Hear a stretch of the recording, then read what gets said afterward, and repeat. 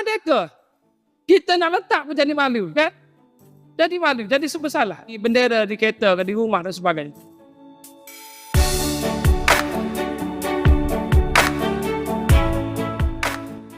Hai guys, jumpa lagi. Kali ini kita akan membahas pembentukan negara Indonesia dan Malaysia. Kedua negara jelas amat berbeda. Bangsa Indonesia memperjuangkan sendiri kemerdekaannya. Konsep negara juga dibikin sendiri oleh bangsa Indonesia. Suku-suku di Nusantara dengan sukarela bersatu padu membentuk Indonesia. Jangan heran jika banyak warga Malaysia yang mengagumi nasionalisme Indonesia. Level patriotisme warga Malaysia amat rendah karena negara Malaysia dibuatkan oleh Inggris. Dan hasilnya sampai sekarang kaum-kaum di Malaysia belum berhasil disatu padukan. Malaysia gagal membentuk satu bangsa. Biar lebih jelas lagi, kita amati aspek yang lain. Misalnya sejarah.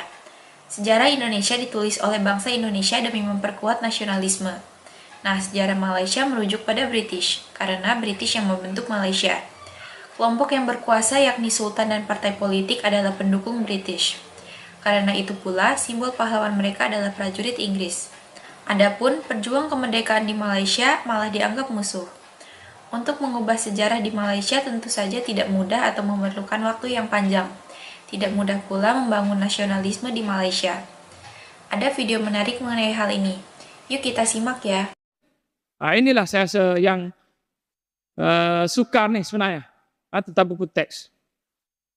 Apa yang sedang saya lakukan ialah untuk saya jelaskan pada anda bahawa anak-anak kita baca buku teks untuk jawab periksa setakat itu saja. Tapi kita kena didik dengan ilmu sejarah. Kenapa saya kata kena didik dengan ilmu sejarah? Bangsa yang akan mati ialah bangsa yang tak tahu sejarah. Orang nak hapuskan suatu bangsa, hapuskan sejarah dia dahulu. Dia tak tahu identiti dia. Orang Afrika, dia belajar di England, cakap bahasa Inggeris. Budaya Inggeris, pakaian Inggeris. Dia balik negara dia. Dia hilang hak terhadap tanah. Dia hilang hak terhadap harta. Kenapa? Tak tahu dia dari keturunan mana. Orang Afrika banyak keturunan. Pupus orang Afrika kerana masalah identiti.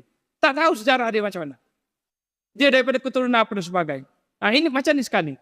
Dan disebabkan oleh sejarah kita yang bermasalah inilah anak-anak muda kita pada masa sekarang ini tidak begitu ada sentimen patriotik. Hari Merdeka. Boleh pilih dengan jari siapa yang letak bendera di kereta, di rumah dan sebagainya. Kita nak letak pun jadi malu, kan? Jadi malu, jadi bersalah. Bendera di kereta, di rumah dan sebagainya. Kita nak letak pun jadi malu, kan? Jadi malu, jadi bersalah. Nak cari bendera pun tak tahu kat mana. Kedai-kedai tak ada pun bendera. Saya lalu tak ada lagi setakat ni bendera Malaysia. Kecuali jabat kerajaan ada. Kalau kedai-kedai ni payah nak jumpa. Makin lama makin teruk. Kerana apa?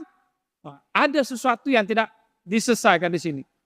Dan bagi saya yang tak diselesaikan di sini adalah proses pembentukan bangsa itu tak selesai lagi. Bangsa kita ni disebut sebagai bangsa Malaysia. Bangsa Malaysia ini artificial, palsu. Tak ada bangsa Malaysia sebenarnya. Dia tak selesai. Dia sebenarnya sangat berpecah belah. Mengikut ideologi politik, mengikut parti, mengikut kaum. Sangat berpecah. Sama dengan zaman British. Tak ada bahasa kebangsaan yang jelas. Orang tak terima, orang tak tutur pun. Orang sambut merdeka ni, 3R, apa lagi? Apa nak? UMNO, bahasa Inggeris ni semua. Apa dia yang kita selalu sebut? Bahasa Inggeris. Selalu kita gunakan. Tak boleh bezakan. RCC, apa dia lagi? PWTC. Banyak istilah yang kita gunakan hari ini setiap hari di kalangan kita ni. Yang kita sebut tu, kita anggap dah jadi sebahagian daripada bahasa kita. Juga tarikh tadi saya sebut. Kita sambut 31 Ogos. Semalam 5 Safar adalah tarikh kita yang sebenarnya. Bukan saya kata anda kena sambut, tak boleh sambut 31 Ogos. Bukan. Anda kena tahulah dan kena ingat. 5 Safar itu adalah hari merdeka bagi masyarakat pribumi. 31 Ogos itu ditetapkan secara rasmi bersama dengan British. Siapa yang tentukan hari merdeka? Ulama ni. Syekh Abdullah Fahimi. Takkan dia fikir 31 Ogos saja. Dia fikir 5 Safar. Dia ni orang ilmu falak. Dia tarikh tu dia kaji, dia tentukan berdasarkan ilmu falak. Tarikh kalender tu kalender apa digunakan? Memang dia berikan 31 Ogos, tapi bagi dia tu sebenarnya 31 Ogos tu apa dia? Ada 5 Safar di situ. Kita ni tak ingat langsung 5 Safar ni. Kita 31 Ogos lah. Apa benda? Identiti kita yang telah hilang sebagai satu bangsa yang merdeka. Hilang segala. Penghujung dah. Kada nak tambah soalan.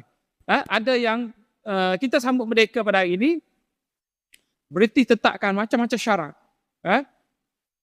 Dan kita terima syarat-syarat tersebut. Tapi akhirnya yang berlaku ialah apa yang kita capai adalah keadaan yang tak jauh beza pun dengan zaman British. Setiap bangsa ini dipisahkan mengikut kaum. Bahasa pun mengikut bahasa masing-masing. Budaya masing-masing. Sekolah pun masing-masing. Sebentar ya guys, untuk memperjelas kondisi di Malaysia, kita harus melihat dari aspek lainnya. Kita lihat peristiwa penting yang membentuk Malaysia dan Indonesia. Dari itu pun jelas sekali bedanya. Perang kemerdekaan di Indonesia merupakan kunci untuk memperkuat bangsa Indonesia. Nah, di Malaysia sebaliknya. Dalam masa darurat, British justru menghancurkan para pejuang kemerdekaan Malaya, menghancurkan nasionalisme di sana. Peristiwa yang lain di Indonesia justru berhasil dijadikan momentum untuk memperkuat bangsa Indonesia. Malaysia pun punya momentum pada tahun 1969, tapi hal itu tidak bisa dimanfaatkan secara maksimal. Lagi pula, keberadaan sultan-sultan di Malaysia juga akan mempersulit adanya perubahan besar. Yuk kita lanjut lagi ya. Tak ada penyatuan dari zaman tadika lagi. Tak ada dah. Siapa masih mesti? Apa yang diharapkan dengan penyatuan masa macam ni? Maka dia akan terus berpecah. Ada tak benda macam ni telah cuba diselesaikan, dibincangkan? Masa berlaku peristiwa tahun 69, 13 Mei, tahun 70 tu duduk semeja. Semua pihak duduk semeja. Bergabung, parti politik, ahli politik bincang. Apa masalah? Bentuk dasar ekonomi baru.